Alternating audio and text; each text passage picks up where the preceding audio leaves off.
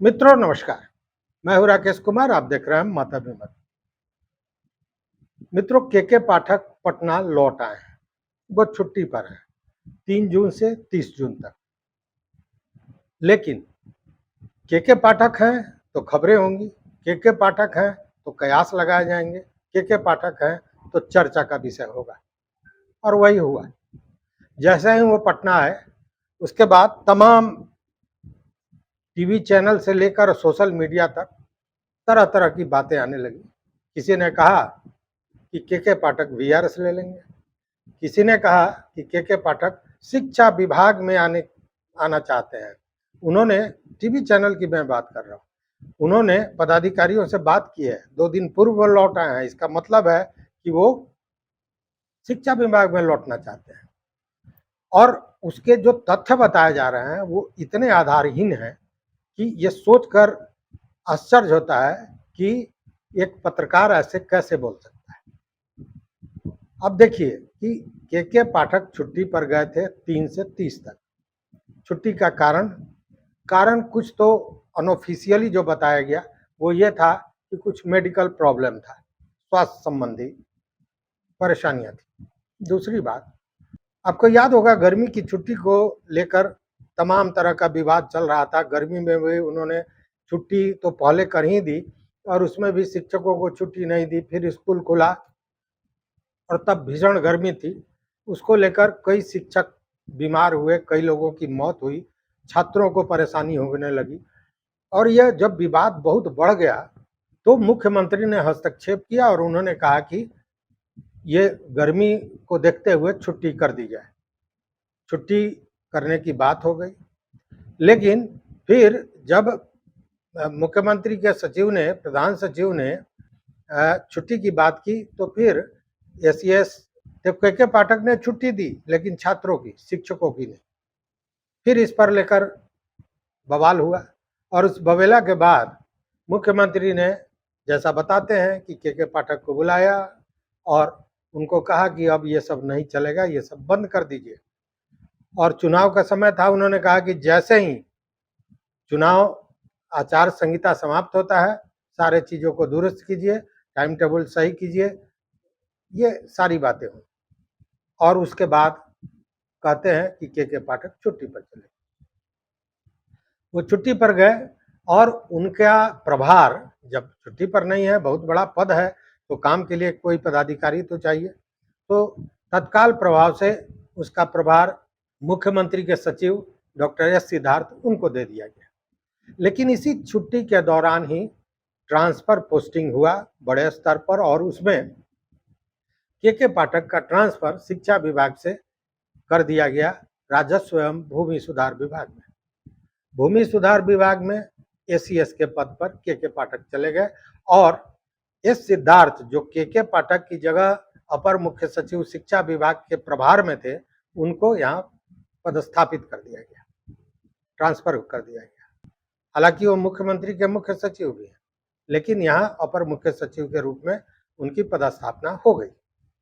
और चूंकि एसीएस के पाठक छुट्टी में थे, लंबी छुट्टी में थे, तो उनका मतलब राजस्व एवं भूमि सुधार विभाग में जो प्रभार था वो दीपक कुमार को दे दिया गया। अब देखिए यहीं से कंफ्यूजन पैदा हो रहा है और तमाम जो ये बातें कही जा रही हैं जिसका कोई धरातल पर उसका जगह नहीं है। जैसे कोई भी बड़ा पदाधिकारी जब जाता है लंबी छुट्टी पर 5 दिन, 7 दिन, 10 दिन के लिए, तो उसका प्रभार किसी न किसी को दिया जाता है, चूंकि विभाग के काम को रोका नहीं जा सकता है। तो दीपक कुमार को प्रभार दिया गया और जैसे ही दीपक कुमार ने प्रभार लिया कि फिर एक हंगामा शुरू हो गया कि अब के पाठक राजस्व विभाग में नहीं जाएंगे, राजस्व भूमि सुधार विभाग में नहीं जाएंगे। इसी बीच एक और घटनाक्रम हुई और वो घटनाक्रम था नेम प्लेट का। जब के पाठक का ट्रांसफर हो गया तो अति उत्साह में राजस्व एवं भूमि सुधार विभाग के लोगों ने क्या किया कि उनके चैम्बर, जो एसीएस का चैम्बर होता है, वहां पे एक नेम प्लेट लगा दिया, के पाठक अपर मुख्य सचिव राजस्व एवं भूमि सुधार विभाग, बिहार सरकार।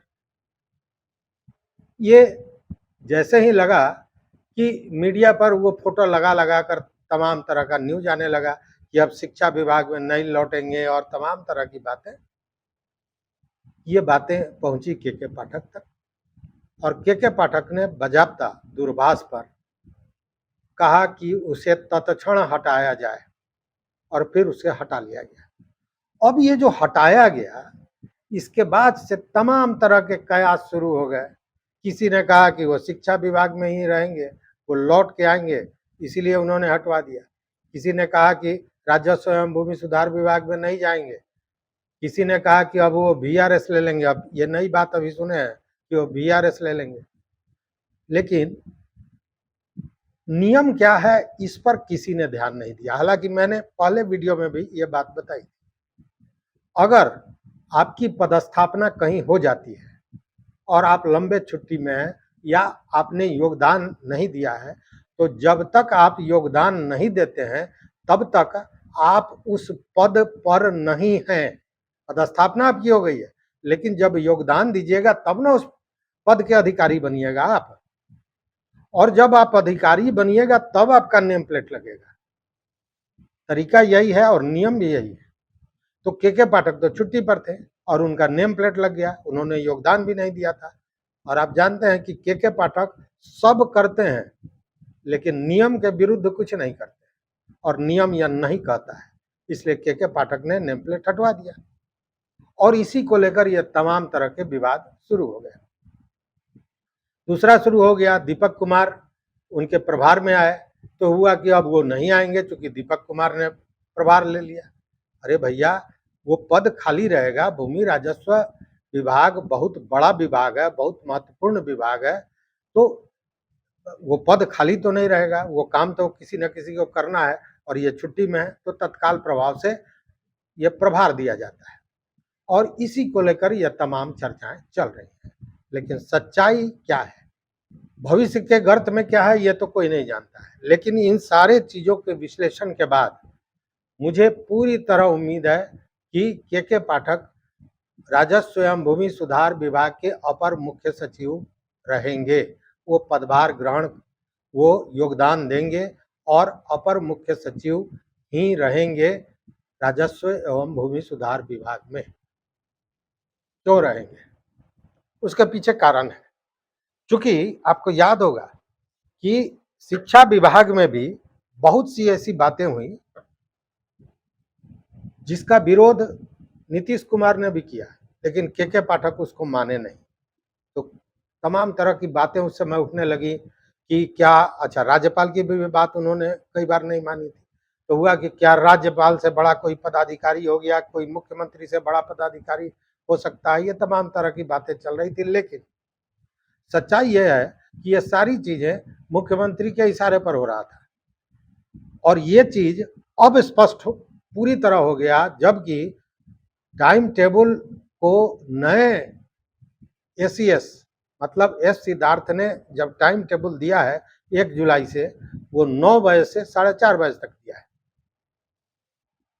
जबकि मुख्यमंत्री ने कहा था 10 से 4। तो ये भी मुख्यमंत्री की बात नहीं मान रहे हैं, ऐसा नहीं है। ये सारी चीजें मुख्यमंत्री के कॉन्सेंट से होती हैं और नियम के अनुसार होती है। क्योंकि पिछले बार जब टाइम टेबल को लेकर हल्ला हुआ था तो आपको याद होगा के पाठक ने बजाबते अधिनियम की बात की थी और कहा था कि अधिनियम में है कि कम से कम 7.5 घंटा शिक्षकों को समय देना होगा पढ़ने पढ़ाने में, और यहाँ देखिए 9 से 4:30, 7.5 घंटे का समय है। मतलब सब चीज नियम से चल रहा है।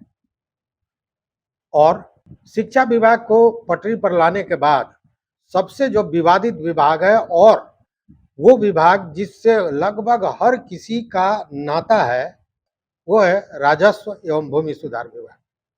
अब उसको दुरुस्त करना है, तो दुरुस्त करने के लिए आदमी तो चाहिए उसी तरह का जो किसी की न सुने, नियम के अनुसार काम करे, और वो एक ही आदमी है जिसका नाम है के पाठक।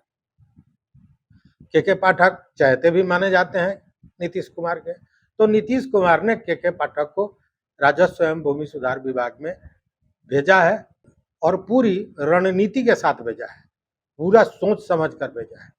क्योंकि अगर आप देखेंगे तो बिहार में जितने भी केसेज हैं जो कोर्ट में है, या जितने भी मारपीट की घटनाएं होती हैं उसमें 90% भूमि से जुड़ा हुआ विवाद होता है। तो इसे ठीक करना है। दूसरी बात, भू माफियाओं की स्थिति जो है वो कितनी दयनीय कर दी है राजस्व विभाग को, यह भी आप जानते हैं।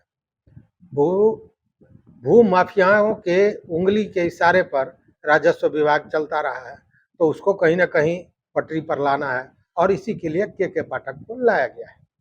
मतलब के पाठक, मुझे जो लगता है, हर हाल में राजस्व एवं भूमि सुधार विभाग में एसीएस के पद पर योगदान करेंगे। अब उनकी कोई दूसरी रणनीति हो तो मैं नहीं बताऊंगा, लेकिन जो स्थितियां परिस्थितियां हैं उसमें बेहिचक ये कहा जा सकता है कि वो योगदान देंगे राजस्व एवं भूमि सुधार विभाग में, और इसका असर दिखने लगा है। मेरे एक मित्र हैं, मेरे मित्र के पास एक सीओ पहुंचे ट्रांसफर कराने के लिए, और उन्होंने कहा कि आपके, मेरे मित्र के परिचित हैं एक भाजपा के बड़े विधायक, मजबूत विधायक, तो सीओ साहब ने कहा कि उनसे पैरवी करवा दीजिए कि हमको चकबंदी में भेज दिया जाए। तो ये बड़ी साधारण बात थी, क्योंकि सारे लोग पहले सीओ के पद के लिए पैरवी कराते थे नेताओं से, ये चकबंदी में जाने की बात हो रही है। तो जब हमारे मित्र ने विधायक जी को कहा, मैं विधायक जी का नाम भी बता देता हूँ, विधायक जी हैं पवन जायसवाल, उनको कहा कि ऐसे ऐसे हमारे एक परिचित हैं, सीओ हैं, वो चाहते हैं कि चकबंदी में उनका ट्रांसफर हो जाए। तो विधायक महोदय ने कहा कि अरे भाई, तो कमाल हो गया, अभी तक हमारे पास 5-7 ऐसे पैरवी आ गए हैं जो सीओ अपना ट्रांसफर करा के दूसरे जगह जाना चाहते हैं। ये क्या दर्शाता है? ये सीधे दर्शाता है कि विभागीय तौर पर सारे लोग जानते हैं कि के पाठक ही राजस्व एवं भूमि सुधार के एसीएस होंगे, और उनके आने की धमक, उनके आने का नाम सुन के ही मिट्टी पलीद हो रही है इन सारे भ्रष्टाचारियों की। और ये सारे लोग जो पूर्व में भ्रष्टाचार किए हैं या भ्रष्टाचार में संलिप्त रहे हैं, ये सारे लोग उस जगह को छोड़ के भागने पर लगे हुए हैं। इधर राजस्व एवं भूमि सुधार विभाग के मंत्री दिलीप जायसवाल, वो भी बड़े तलखी में है। आपने देखा होगा कई पदाधिकारियों पर उन्होंने कार्रवाई कर दी है, और सारे उन लोगों का, राजस्व कर्मियों का जो शहर में बने हुए हैं बहुत दिनों से, सीधे कहा गया है कि सारे लोगों का ट्रांसफर इसी जून में, मतलब कल तक कर देना है देहाती क्षेत्र में। तो ये सारी चीजें बता रही हैं कि के पाठक सीधे अपर मुख्य सचिव राजस्व एवं भूमि सुधार विभाग का पद ग्रहण करेंगे, योगदान करेंगे और उसे सुधारेंगे। उनके नाम के धमक से ही सुधार की प्रक्रिया शुरू हो गई है। और ये जो जमीन माफिया लोग हैं वो बहुत तेजी में है कि जैसे तैसे में अपने मामले को निपटा लिया जाए, क्योंकि उनके आने के बाद अगर ये विवाद बढ़ा तो फंस जाएंगे। दूसरी एक और बात है कि भू माफियाओं के पैर के नीचे से जमीन निकल गया है, क्योंकि जो ये नई न्याय पद्धति आई है उनमें भू माफियाओं का जो वर्चस्व है उसको हटाने के लिए बहुत कड़े कानून लाए गए हैं, और उसमें सजाएं भी बहुत हैं। उस स्थिति में अब सब कोई के पाठक के नाम से घबरा रहा है, और ये जो तमाम चर्चाएं चल रही हैं कि वीआरएस ले लेंगे, शिक्षा विभाग में आएंगे, ये सारी बातें एक तरह से कयास है, केवल एक अंदाजा है। सब कोई अपने अपने हिसाब से सोच रहा है, मैं भी अपने हिसाब से सोच रहा हूँ, लेकिन परिस्थितियों को थर्मामीटर से नाप कर मैं बता रहा हूँ कि वो राजस्व एवं भूमि सुधार विभाग में ही जाएंगे। तो इस वीडियो में बस इतना ही। देखते रहिए मत अभिमत। मित्रों, चैनल पर नए हो तो निश्चित रूप से सब्सक्राइब कीजिए, लाइक कीजिए, दोस्तों के साथ शेयर कीजिए, और इन सारे बिंदुओं पर जो मैंने बताई, जो मैंने सारी परिस्थितियों को आपके सामने रखा, इस पर अपना विचार हमारे कमेंट बॉक्स में जरूर दीजिए। बहुत बहुत धन्यवाद, बहुत बहुत धन्यवाद।